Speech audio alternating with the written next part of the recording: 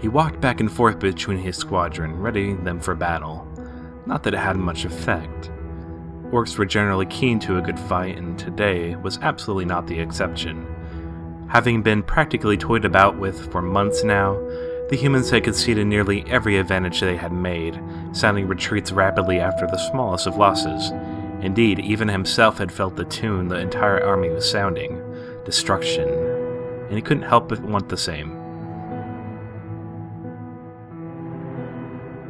To smash in faces and rip apart limbs, bathed in the blood of those cowardly fools.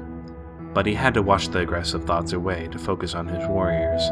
The lumbering warriors had the look of murder in their eyes, ready to render the humans to bone. Strapped in head to toe in heavy iron, wielding massive weapons in their grip, it kept everything to continue to keep them in formation as they waited, while Dragon Taker in the front of the army eagerly approached the human military. "Arms up and feet set to keep pace," he roared out, to keep focus. He smirked with his tusk-covered mouth, as today would be glorious. He kept his eyes darting around under his helmet for the inevitable cavalry charge that came in about this time from experienced human generals. The great equalizer, these bred beasts moved at a speed that kept the small humans from being skewered and allowed them devastating charging power. He sent hand signals to his side flank, more heavily armored to accept the impact of human horse warriors, to be cautious of such an occasion, as he was used to this from his experience in battle. The lust of battle invaded the minds of everyone around him, and he felt his usual, almost paranoid caution be thrown to the wind.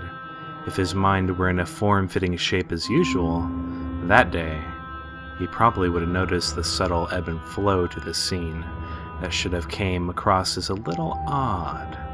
Perhaps it was strange there was no cavalry, or even siege equipment throwing bolts.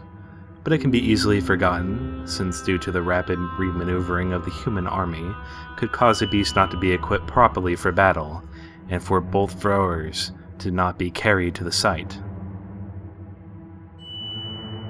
Maybe it was the lack of arrow and bolt being thrown at the orcish army despite being well within range to do so, or even the lack of magic being cast. He had not had to have any of his hexers do the kind of spell lock or defense. To an experienced mind such as his, it would undoubtedly have been screaming, "This is not how battle with this army generally is! Beware yourself!" However, today was not that day, and because of that it directly led to a horrifying result.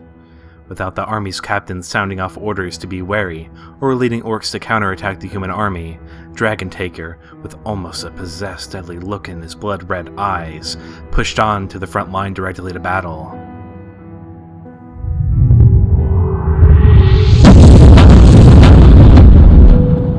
It happened without warning or ominous intent.